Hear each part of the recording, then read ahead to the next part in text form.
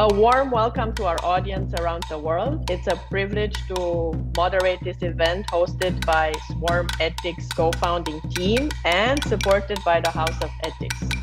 It's a distinct privilege to introduce the chief architects of this novel ethics approach. So we've had also a few more questions over the last few months, and in the next section, we want to address some of those. Maybe the first one I'll take, I think. It might be helpful to address that, given my passion for Web3 and decentralized ledger technologies. So we've had a lot of people reach out to ask not only how it could translate into blockchain applications or the transition to Web3, but also for DAOs, decentralized autonomous organizations, because that's another very big opportunity. But in this case, corporations just want to know what can they expect if they deploy this, if they engage with us in this. And I would say it's a trifecta. And if they do it right, maybe even a quadruple impact. So the trifecta I would say they can get is operational efficiency, financial enhancement of whatever KPIs and OKRs they have right now. If they do swarm ethics the right way, if they deploy it the right way, that will be augmented because they'll increase efficiency, and the swarm will produce that synergy that you want in an organization. The third one I think is very important in this era, which is reputation and integrity as an organization. There are many organizations that have suffered over the last few months quite a lot. Their brand has gone very, unfortunately, negative in the digital trust that we need to accumulate in this era. So I do believe that that's a trifecta that's guaranteed. The fourth one would also be, I think, talent management and the human capital that you can retain if you are deploying this type of ethic, because younger generations, Generation Alpha, is knocking at the door, and they're projected to be about 27% of the workforce just by 2030. And they do function like that. They've grown up in this kind of environment. This is the way they are comfortable interacting, and they're used to nascent immersive realities. So once again, I think corporations that deploy swarm ethics can expect a quadruple benefit: financial, operational, reputation, and ethic, and integrity, of course, and then also the talent that they can retain long term. And then, Daniele, maybe you can share why is it a systemic game changer? Because a lot of people asked us, why are we thinking it's so powerful? So maybe you can shed some light. For sure. So, which ethical concept is a game changer, of course, because otherwise I would just speak for an hour or so, overlapping with what you already mentioned. So, for sure, to the idea of consequential ethics, so something that is purely shared among persons and that is embedded within persons. So in this case, we fully leverage the idea of people within societies. So rather than expecting something that is purely, call it man-made, let's say something that is kind of hard-coded in our DNA, in our, I wouldn't even know exactly where it should be encoded. Here it brings the idea of an emergence of a concept, which is ethics itself, that comes from the various interactions and consensus among people having certain ideas, but then defining post hoc what ethics is. So I think this is the most pressing issue. So the idea of having a post hoc consensus emerging from anthropological and sociological exchanges among humans.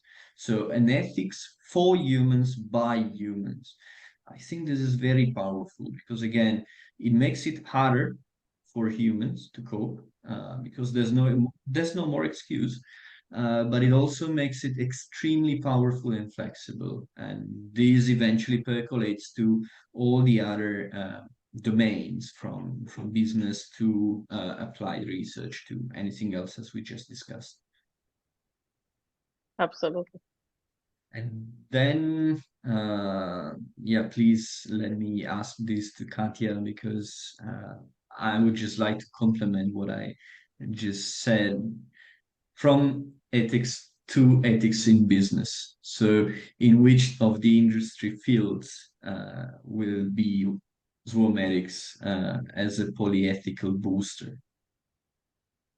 Uh, I think I will bounce on what both of you said and flip this question around. The question is not in which industry fields will swarm ethics be a polyethical booster, but who are the executives, the entrepreneurs, the leaders, the managers within certain industries to adopt swarm ethics.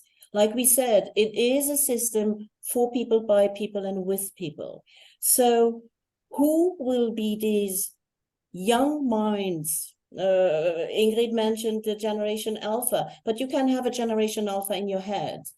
So who will be these innovative minds who will see that swarm ethics is, or ethics in general, is not just a side dish, but it is part of the main course.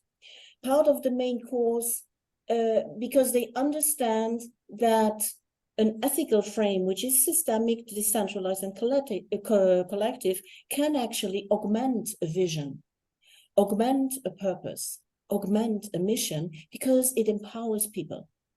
And this is exactly what we have been saying. It is a novel style of leadership.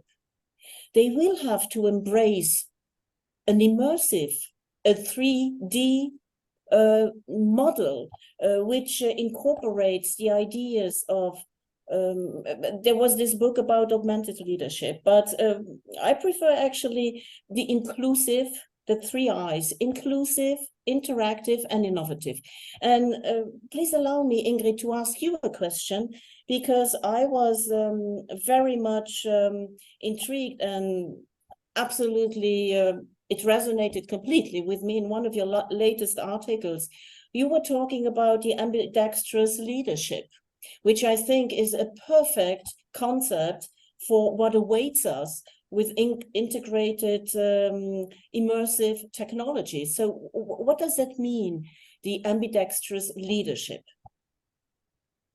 Yeah, so the term was not coined by me, but it was coined initially to highlight that in this digital era, just the traditional expertise we all had in our professional realm and why we maybe had leadership positions are not enough anymore, are not sufficient. And they wanted to signal that now you need to merge and fuse your professional skills with the digital skills.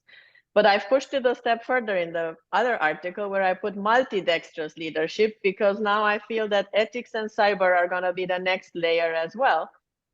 Just digital skills are not enough if you don't understand some of the things that we highlighted today: how to embed DEI, how to embed ethics, how to embed cyber defense, that are also modern and fit this highly dynamic, high risk environment. You're not going to be able to be a good leader and an effective leader and protect your swarm, right? Because protection is important. You both mentioned epidermis, and that's another one. I always think that the skin protects us too and has a healing purpose as well. It's a great analogy. And so I do think that, yes, ambidextrous or multi-dexterous leadership is key in this era that is awaiting us over the next few years.